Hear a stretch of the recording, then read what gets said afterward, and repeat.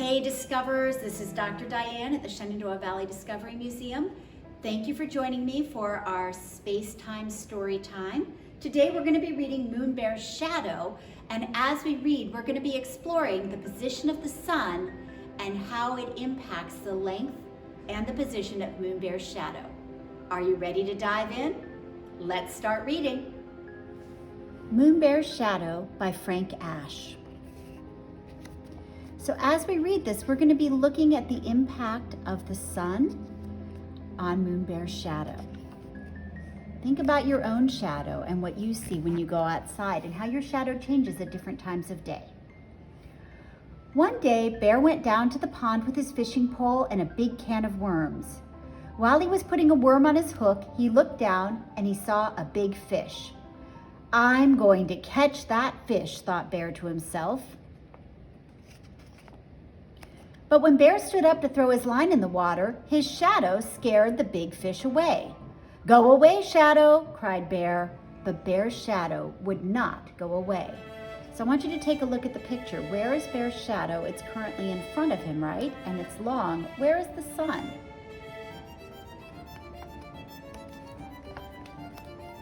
"Okay," said Bear. "If you won't go on your own, then I'll just have to get rid of you." And he put down his fishing pole and began to run. He ran around the pond. When he got to the other side, he kept on running. So as you're looking at the pictures, what do you notice? There's the sun, and where's Bear's shadow? As he's going over the hill, here's the sun, and where's Bear's shadow? Is it long or short right now? Why do you think that is? He ran through a field of flowers, jumped over the brook, and hid behind a tree. "Good," thought Bear. "Now shadow can't find me." So do you see Bear's shadow right now? What shadow do you see? But Bear was wrong. When he stepped out from behind the tree, the first thing he saw was shadow. Nearby was a cliff. Bear walked over to the cliff and looked up. "I'll climb so high, shadow won't be able to follow me," thought Bear. Do you think that's going to work? Why or why not? Bear climbed higher and higher until at last he pulled himself up to the top. Huffing and puffing, he smiled with pride. And then he looked down and he saw shadow.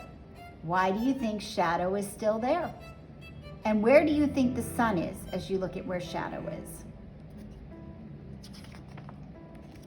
Now Bear was very annoyed, so he went home and he got a hammer and some nails to nail his shadow to the ground. Do you think that's going to work? He hammered and hammered and hammered, but no matter how many nails he hammered, he couldn't nail his shadow down. "If I can't nail him down," thought Bear, "maybe I can bury him." So he got his shovel and dug a hole. When the hole was deep and wide, he let his shadow fall into the hole. How many of you think that's going to work? Then Bear filled in the hole with dirt. When he was finished, it was almost noon. The sun was high in the sky and shadow was nowhere to be seen. "At last," sighed Bear, "no more shadow." So when the sun is overhead, where do you think your shadow goes? Do you think your shadow has disappeared?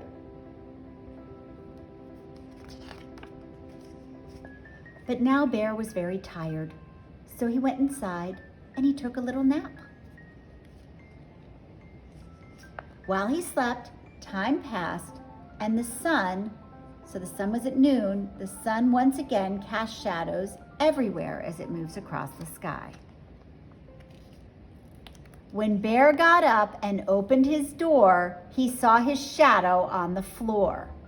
And now where is his shadow compared to where it was before? Remember, in the morning, his shadow was in front of him. Now the sun is in front of him, and where's his shadow? It's behind him. "Not you again," exclaimed Bear, and he slammed the door, hoping to lock Shadow inside. But Shadow was too quick. Sighed Bear. "How about this? If you let me catch a fish, I'll let you catch one too. Nod your head like this if it's a deal. When Bear nodded his head, Shadow nodded too. So Bear went back to the pond and he once again threw his line in the water. By this time, the sun was in a different part of the sky, which made it easy for Shadow to keep his part of the deal.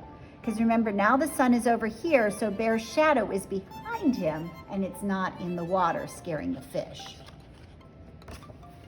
And when Bear caught that big fish, Shadow caught one too. So check out the activities that go with this book on our Astronomy Space video. Thank you for joining me for this reading today.